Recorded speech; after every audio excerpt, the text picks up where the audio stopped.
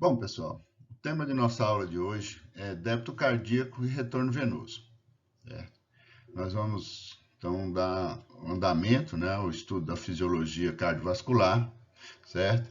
E vamos tecer alguns comentários sobre esses importantes conceitos, né, relacionados ao sistema cardiovascular. Bom, essa aula tem como objetivos nós definirmos o que é débito cardíaco, definirmos o que é retorno venoso, compreender a relação entre o débito cardíaco e o retorno venoso e catalogar quais os fatores que podem alterar o débito cardíaco. Para preparar essa aula, eu usei o livro de Fisiologia Médica do Boron e o livro de Princípios de Anatomia e Fisiologia do Tortora. Mas vocês podem também utilizar para estudar o livro o Tratado de Fisiologia Médica do Guyton, tá? Sem problema nenhum. Esse assunto está descrito muito bem lá também. Ok? A partir de agora eu vou desligar a câmera para ficar um vídeo mais leve, né? Para ficar melhor para quando vocês forem assistir ao vídeo. Então, o que vem a ser débito cardíaco? Débito cardíaco é a quantidade de sangue bombeado para a aorta a cada minuto, certo? Ou, de forma semelhante, nós podemos dizer que ele é a quantidade de sangue que flui pela circulação por minuto. Né? Qual a importância dessa medida, desse débito? Né? Ele é uma relação entre o fluxo sanguíneo, né, para todo o corpo, todos os tecidos corporais. Então, quanto maior for o débito, maior vai ser o fluxo sanguíneo para os tecidos. Quanto menor o débito, menos fluxo sanguíneo os tecidos estarão recebendo. Né? Então, ele é uma relação entre a frequência cardíaca e o volume ejetado em cada contração sistólica. Ou seja, a cada vez que o coração se contrai, ele ejeta pela aorta um certo volume de sangue, certo? O débito, então, vai ser quantas vezes por minuto esse sangue foi ejetado, vezes o volume de cada ejeção, certo? Então, por exemplo, se o coração bate a 70 batimentos por minuto e a cada ejeção ele ejetar 50 ml, você faria então essa relação entre, né, 70 batimentos vezes 50 ml, né, que daria aí 3.500 ml de sangue, seria o débito cardíaco, tá bom?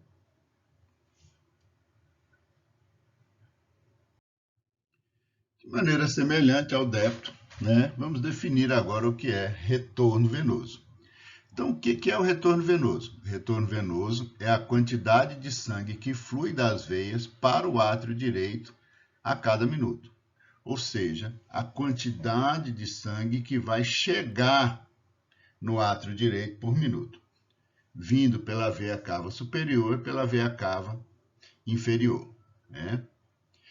De maneira geral, há necessidade de que o débito cardíaco e o retorno venoso sejam iguais, certo? Para que a quantidade de sangue que saia do coração seja a mesma quantidade que retorne. Né? Por isso a necessidade de que ambos sejam iguais. Existe, né, durante uma fração de segundos, essa relação se modifica. Então, se houver um aumento do retorno venoso, o débito pode ficar menor por uma fração de segundo até que ele se ajuste e volte a igualar, certo? Ao retorno. Então, quando nós temos, por exemplo, uma vasoconstrição venosa, aumentando o volume de retorno venoso, o débito, naquele primeiro batimento, ele pode ser um pouquinho menor, mas já na sequência ele já vai se equilibrar e se ajustar para que ele passe a ter o mesmo valor do retorno venoso, certo? E o inverso também acontece, de modo que ambos acabam sendo iguais, né, durante a maior parte do tempo. Bom, então, quais seriam os valores normais para o débito cardíaco? O débito cardíaco ele depende de alguns fatores. Primeiro deles, o nível basal do metabolismo. Obviamente, se você está em repouso, né, o seu metabolismo basal está mais baixo, certo? Se você está num dia muito agitado, muito estressado, digamos assim, o seu metabolismo pode estar basal mais alto. Uma outra relação mais evidente disso, né? Uma pessoa que tenha maior massa muscular comparado com uma pessoa de menor massa muscular e mais tecido adiposo, por exemplo.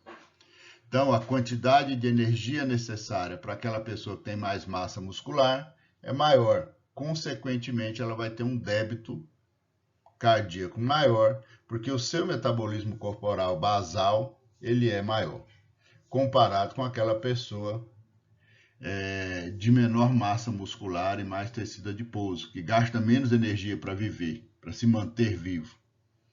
Então ele tem um débito menor, já que o seu nível basal de metabolismo é coisa. Mas o débito também se altera com algumas outras coisas. Por exemplo, a atividade física. Então, no momento de repouso, estou lá sentado numa poltrona descansando, meu débito é mais baixo do que no momento em que eu estou fazendo uma atividade física, certo? O metabolismo corporal também interfere no débito, certo? Por exemplo, quando nós acordamos de manhã, os nossos níveis de hormônio da tireoide estão mais baixos. Consequentemente, o seu organismo está gastando menos energia, né, naquele momento. À medida que nós despertamos, começamos a fazer nossas atividades, etc., o nível de hormônio da tireoide se eleva, o nosso metabolismo também se eleva e a gente passa a gastar mais energia e, consequentemente, há um aumento do débito cardíaco, certo? Outra interferência é também as dimensões do corpo, certo? O débito ele é diminuído à medida que o corpo aumenta. Tá? Isso tem uma certa relação com o tempo que o sangue vai levar para circular num corpo de maiores dimensões comparado com um corpo de menor dimensão. Então, a frequência cardíaca é um pouco mais elevada em pessoas de menor estatura comparado com uma pessoa de maior estatura. Então, isso também interfere no débito, tá? Ainda temos um outro fator, né?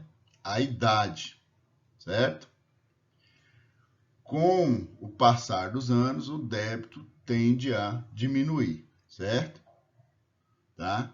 Isso principalmente porque, com a idade, a atividade corporal e a massa muscular tende a diminuir, consequentemente, o débito diminui. Né? É natural que uma pessoa de 60, 70 anos tenha um débito cardíaco menor do que um jovem de 25, 30 anos, que teoricamente está bem mais ativo, tem mais massa muscular e tudo mais, ok? Então, em média, né, o débito cardíaco ele é algo em torno de 5,6 litros por minuto nos homens jovens, certo? E na mulher ele é de 10 a 20% menor, chegando aí a, em média, 4,9 litros por minuto. Esse é o débito cardíaco médio, certo? Por que na mulher normalmente é menor? Porque normalmente os homens têm mais massa muscular do que as mulheres, né?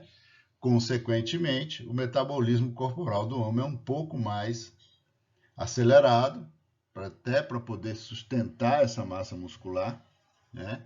Consequentemente, para isso ele precisa ter um débito um pouco maior, né? As mulheres normalmente têm menor massa muscular do que os homens, consequentemente ela tem um débito menor.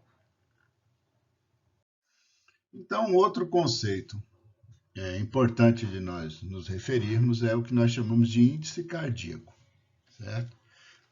Esse conceito tem relação ao débito cardíaco corrigido pela superfície corporal. Uma vez que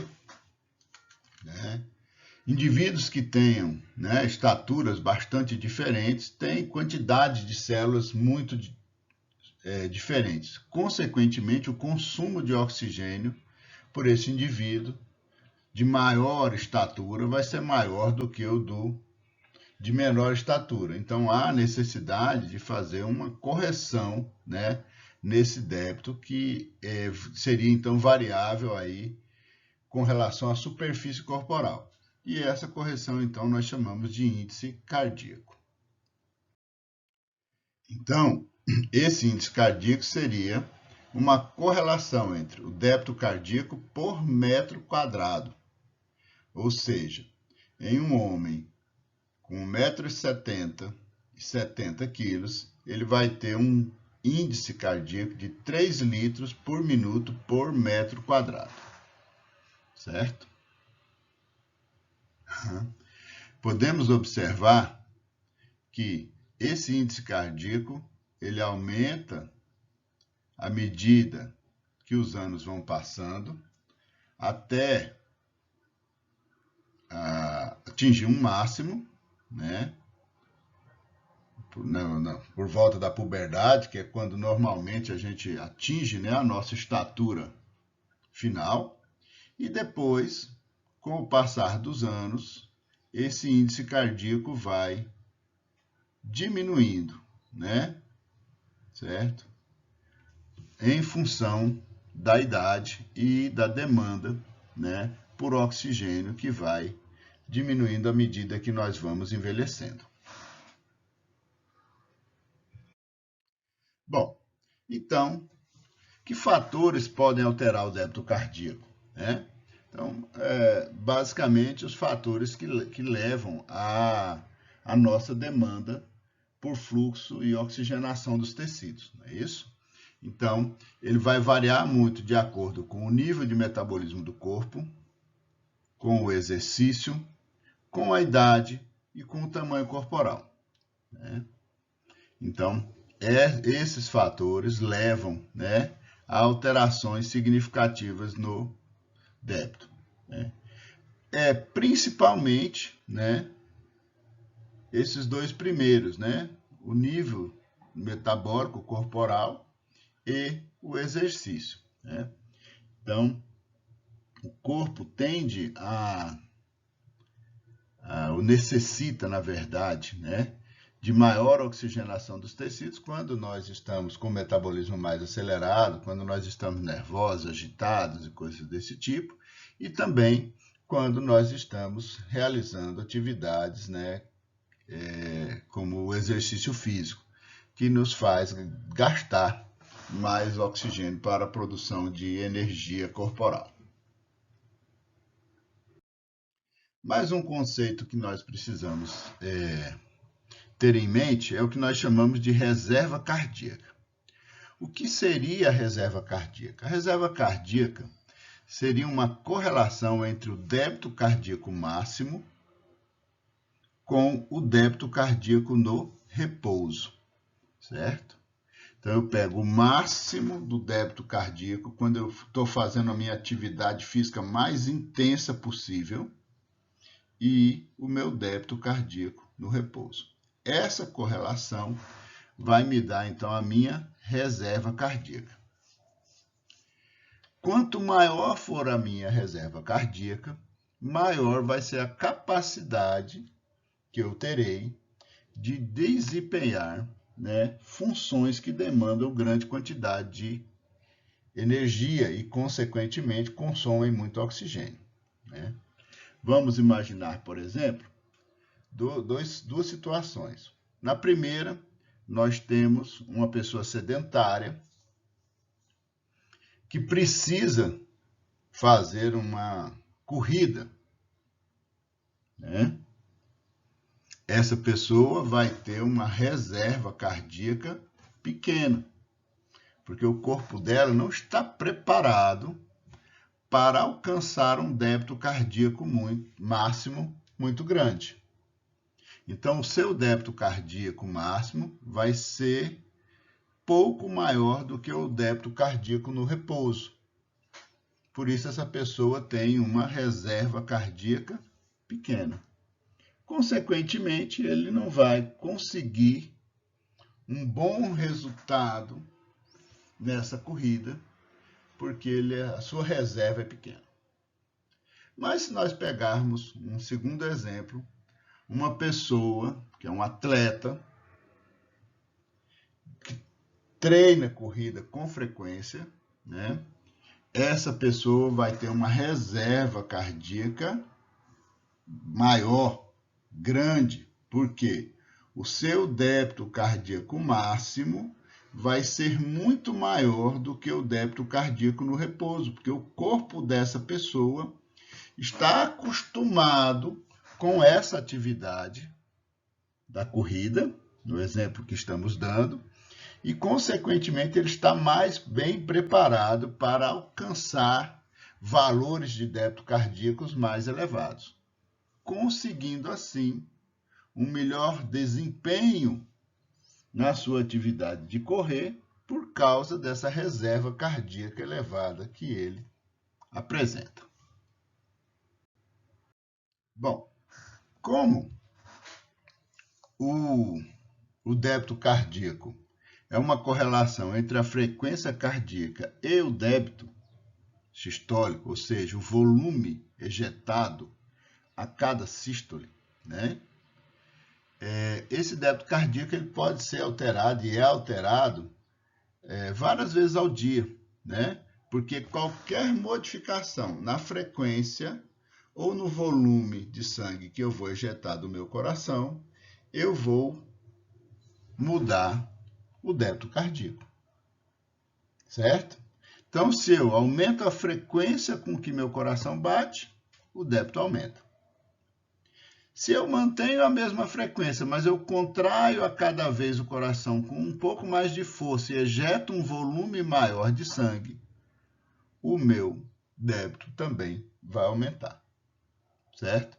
Então, essa relação, né, que o débito cardíaco pode ser alterado tanto pela mudança na frequência de batimento cardíaco, como pelo volume de sangue ejetado, todos os dois, ou qualquer um dos dois, ou se ambos sofrerem essa alteração, nós teremos, então, uma alteração no débito. Então, vamos imaginar, né? Sistema nervoso autônomo simpático mandando estímulos aos receptores no nódulo sinoatrial. Noradrenalina no coração. Que resposta deveremos esperar disso? Uma contração mais forte e um aumento da frequência de batimentos cardíacos. Então, eu vou aumentar tanto a frequência como o volume ejetado.